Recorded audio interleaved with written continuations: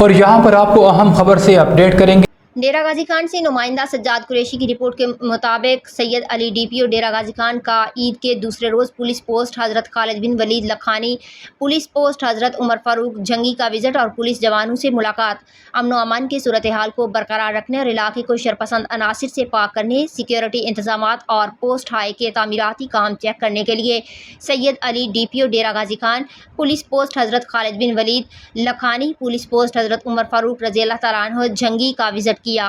Police افسران اور جوانوں سے ملاقات کرتے ہوئے عید مبارک دی اور مٹھائی تقسیم کی، ان کے ساتھ چائے پی، ٹھنڈے پانی کے لیے واٹر کولر فراہم کیا، موجودہ ملکی حالات کے پیش نظر سیکیورٹی ڈیوٹی کے بارے میں بریف کیا۔ مشکوک اشخاص کی نقل و حرکت کرنے والوں پر کڑی نظر رکھی جا رہی ہے۔ ضلع ڈیرہ غازی خان میں امن و امان کے قیام اور لوگوں کی جان و مال کی حفاظت کے لیے تمام ممکن اقدامات کو یقینی بنایا جا رہا ہے۔ کسی کو بھی شہر کا امن خراب کرنے کی ہرگز اجازت نہیں دی جائے گی۔